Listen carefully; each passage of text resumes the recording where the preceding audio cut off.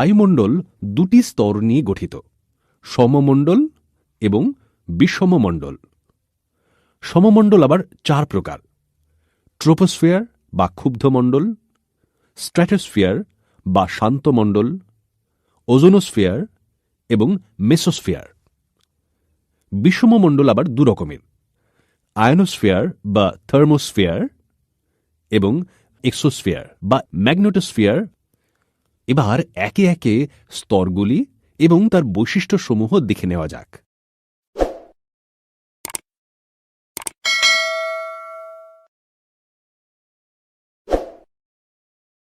প্রথমে জেনে নিই ট্রোপোস্ফিয়ার স্তরটি সম্বন্ধে। এই স্তরে ঝড়, বৃষ্টি, বজ্রপাত ঘটে। এই স্তরেই তাপমাত্রা ও জলচক্র নিয়ন্ত্রিত হয়। এই স্তরে আমরা বা জীবরা বসবাস করি। জেনে রাখো, ভূপৃষ্ঠ থেকে ১৬ কিলোমিটার উচ্চতা অবধি হল এই ট্রোপোস্ফিয়ার। ট্রোপোপজ অঞ্চল, অর্থাৎ যেখানে ট্রোপোস্ফিয়ার শেষ এবং স্ট্র্যাটোস্ফিয়ার শুরু হচ্ছে, সেই রিজিয়নের তাপমাত্রা -56°C। এবার জানা যাক ভূপৃষ্ঠ থেকে উপরের দিকে উঠতে দ্বিতীয় স্তর অর্থাৎ স্ট্র্যাটোস্ফিয়ার সম্বন্ধে।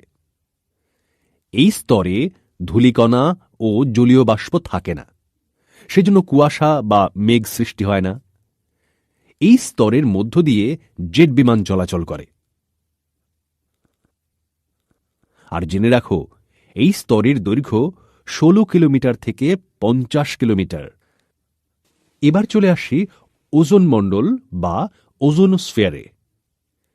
স্ট্র্যাটোস্ফিয়ারের ওপর থেকে প্রায় ৩০ কিলোমিটার অঞ্চল জুড়ে ওজোনোস্ফিয়ার স্তরটি বিস্তৃত। এই স্তরটি অত্যন্ত গুরুত্বপূর্ণ, আর এই স্তরই সূর্য থেকে আসা অত্যন্ত ক্ষতিকারক ইউভি রেজকে শোষণ করে, যার জন্য প্রাণীজগৎ রক্ষা পায়। জানো তো, এখন এই ওজোন স্তর অত্যন্ত বিপন্ন। কেন বা কিভাবে, একটু পরেই আলোচনা করব। এবার জেনে নেওয়া যাক মেসোস্ফিয়ার সম্বন্ধে। বায়ুমণ্ডলে সবচেয়ে কম তাপমাত্রার স্তর। বায়ুর ঘনত্ব অত্যন্ত কম, তাই সৌরশক্তিও কম শোষিত হয়। আর এই স্তরের দৈর্ঘ্য ৫০ কিলোমিটার থেকে ৯০ কিলোমিটার পর্যন্ত। এবার আমরা চলে এলাম আয়নোস্ফিয়ার বা থার্মোস্ফিয়ার স্তরে। এই স্তরে সব গ্যাসগুলি, যেমন H2, He, O3 ইত্যাদি আয়নিত অবস্থায় থাকে। এই স্তরেই বেতার তরঙ্গ প্রতিফলিত হয়। এই স্তরের উষ্ণতাও খুব বেশি হয়। জানো তো, মেরু প্রদেশে একটানা ৬ মাস রাত থাকে। তখন এখানে অরোরা বা মেরুজ্যোতি দেখা যায়। এখন জানব বায়ুমণ্ডলের সর্বশেষ স্তর সম্বন্ধে, যার নাম এক্সোস্ফিয়ার বা ম্যাগনেটোস্ফিয়ার। এই স্তরেই পৃথিবীর চৌম্বক ক্ষেত্রের অস্তিত্ব রয়েছে। ভূপৃষ্ঠ থেকে প্রায় ৪০০ কিলোমিটার পর্যন্ত এই স্তর বর্তমান। স্তর। এবার বায়ুমণ্ডলের অত্যন্ত গুরুত্বপূর্ণ স্তর ওজোন স্তর সম্বন্ধে কিছু বিশেষ তথ্য জেনে নেওয়া যাক। ওজোন স্তরের প্রধান কাজ হল সূর্য থেকে আসা ক্ষতিকারক অতিবেগুনি রশ্মিকে প্রতিরোধ করে পৃথিবী তথা প্রাণীজগৎকে রক্ষা করা। এখন দেখে নিই এই কাজটি কিভাবে হয়। ওজোন স্তরে প্রধানত O2 অণু উপস্থিত, কিন্তু ইউভি রশ্মির প্রভাবে O2 বিয়োজিত হয়। আবার N2 উপস্থিতিতে ও পরমাণু O2 এর সঙ্গে যুক্ত হয়ে O3 উৎপন্ন করে। এইভাবেই সূর্য থেকে আসা ইউভি রেকে ওজোন স্তর শোষণ করে নেয়, ফলে প্রাণীজগৎ রক্ষা পায়। আগের পর্যায়ে একটি প্রশ্ন করেছিলাম, মনে আছে তো? এখন ওই প্রশ্নের উত্তরটি দেওয়া যাক। কিছু প্রাকৃতিক কারণ ও কিছু মনুষ্য সৃষ্ট কারণের জন্য এই ওজোন স্তর ক্ষয়প্রাপ্ত হচ্ছে, ফলে ওই অঞ্চলের অনেকখানি জায়গা জুড়ে ওজোন হোল তৈরি হয়েছে। বায়ুর NO গ্যাস ওজোন স্তরের সঙ্গে বিক্রিয়া করে নাইট্রোজেন ডাইঅক্সাইড বা NO2 ও অক্সিজেন বা O2 উৎপন্ন করে। আবার ওজোন গ্যাসের সাথে বিক্রিয়া করে NO3 উৎপন্ন করে। এইভাবে ওজোন অণুগুলি বিনষ্ট হয়ে ওজোন হোল তৈরি করেছে। এ তো গেল প্রাকৃতিক কারণ। মনুষ্যসৃষ্ট কারণেও ওজোন স্তর ক্ষতিগ্রস্ত হচ্ছে। যেমন ধরো, আমাদের অধিকাংশের বাড়িতেই ফ্রিজ আছে, আর এই ফ্রিজ থেকেই নির্গত হয় CFC বা ক্লোরোফ্লুরোকার্বন, যার Cl পরমাণু O3 কে বিয়োজিত করে O2 তৈরি করে ফেলে। বিক্রিয়াটি কিভাবে হয় দেখে নেওয়া যাক। ফলে ওজোন লেয়ার ক্ষয়প্রাপ্ত হয়। এফেক্ট।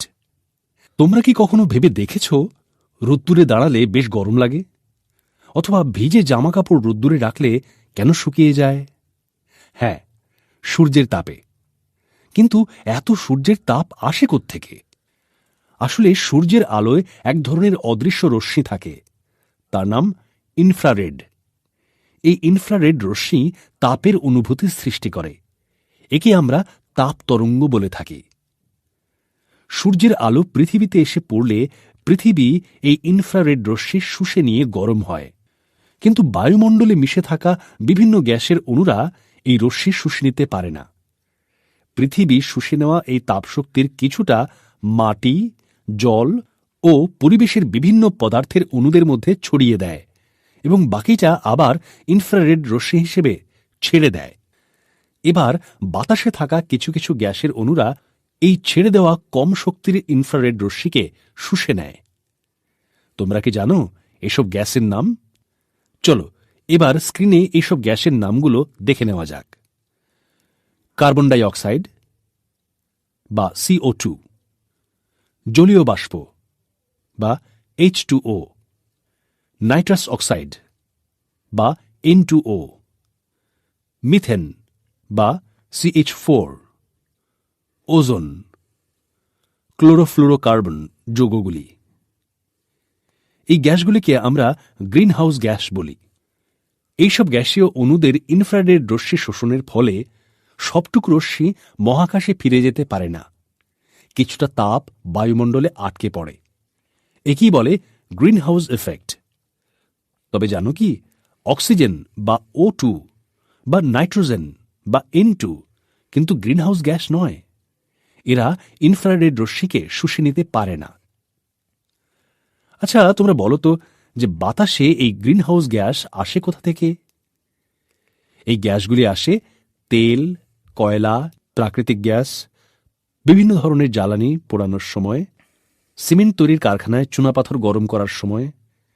এসব থেকে প্রচুর পরিমাণে কার্বন ডাই অক্সাইড গ্যাস বাতাসে মেশে। জানো কি, গ্রিনহাউস এফেক্টের ফলে বাতাসের উষ্ণতা বৃদ্ধির এই সম্ভাবনাকে বলা হয় বিশ্ব উষ্ণায়ন বা গ্লোবাল ওয়ার্মিং। উষ্ণায়নের ফলে ভবিষ্যতে পৃথিবীর বহু অংশে খরা দেখা দিতে পারে, কৃষিজ উৎপাদন কমে যেতে পারে, জীববৈচিত্র্য হ্রাস পেতে পারে, মশাবাহিত রোগের প্রকোপ বৃদ্ধি পেতে পারে। অপ্রচলিত শক্তি। আমাদের চারপাশের যে প্রাকৃতিক পরিবেশ আমরা দেখি, তার মধ্যে প্রচুর পরিমাণ শক্তি সঞ্চিত আছে। আর এই শক্তির প্রধান উৎস হল প্রকৃতি থেকে প্রাপ্ত কয়লা, পেট্রোলিয়াম থেকে উদ্ভূত গ্যাস। আর এসবের মূল উৎস হল সূর্য বা সৌরশক্তি। প্রাপ্ত শক্তিকে প্রধান দুটি ভাগে ভাগ করা যায়: অনবীকরণযোগ্য শক্তি, যেমন কয়লা, পেট্রোলিয়াম ইত্যাদি, এবং পুনর্নবীকরণযোগ্য শক্তি, যেমন সৌরশক্তি, বায়ুশক্তি, বায়োগ্যাস ইত্যাদি।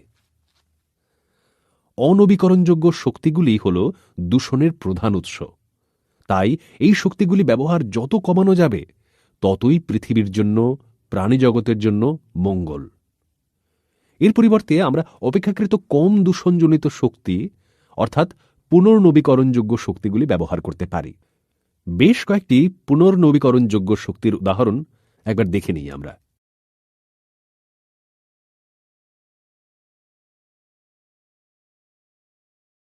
সৌরশক্তি।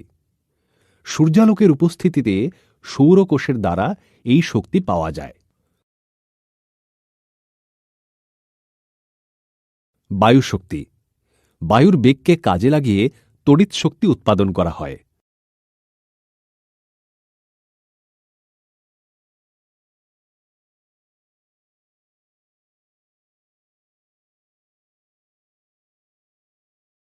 বায়োগ্যাস।